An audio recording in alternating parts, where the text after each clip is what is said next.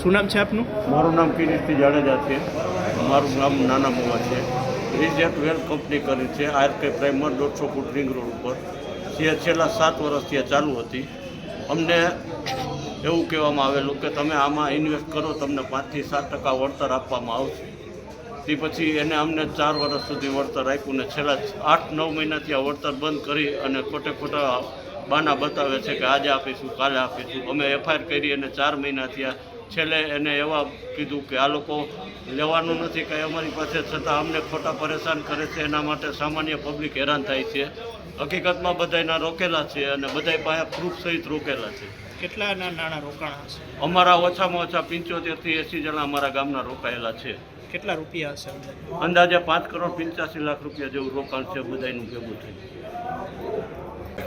ધનસિંહ, શું કહેશો? શું મુદ્દાને લઈને આજે આવ્યા? મુદ્દો એ છે કે 21/7/2025ના રોજ માલવીયાનગર રાજકોટ પોલીસ સ્ટેશન ખાતે એફઆઈઆર કરવામાં આવેલી હતી રિસ્ટેટ વેલ્થ કંપની સામે, જેમાં રોકાણના નામે છેતરપિંડીઓ થઈ છે. 40થી વધુ લોકો દ્વારા ફરિયાદ કરવામાં આવેલી છે અને વધારે લોકો ભોગ બનેલા છે. તેથી અમે કમિશનર સાહેબને રજૂઆત કરવામાં આવેલી છે. 3 મહિનાથી વધારેનો સમય થઈ ગયો છે. આરોપીની ધરપકડ થઈ નથી. તેથી વહેલી તકે ધરપકડ કરવામાં આવે.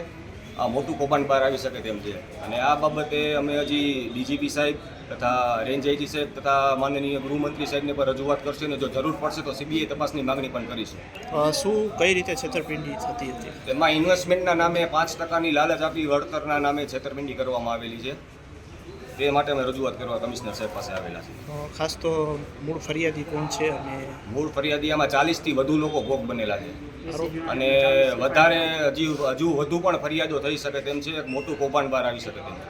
આરોપી કોણ છે? નામ? મુખ્ય આરોપી સંજય માંગરોલિયા છે, જેની વહેલી તકે ધરપકડ કરવામાં આવે અને તેમના વાઇફ રેખા માંગરોલિયાના નામે આ રિસ્ટેટ વેલ્થ કંપની છે. કઈ જગ્યાએ આ કંપની આવેલી છે? કંપની છે આરકે ટાવર મોવડી ચોકડી પાસે. અને કેટલા સમયથી આ પ્રકારે કરવામાં આવતું હતું? આ ફરિયાદ થઈ 21/7/2025ના, એટલે 3 મહિનાથી વધારેનો સમય થઈ ગયો છે અને ઘણા લોકો એવા છે જેની સાથે આ છેતરપિંડી થયેલી છે. આપનું નામ, આપનો હોદ્દો? હું ધનરાજસિંહ જાડેજા, એડવોકેટ છું.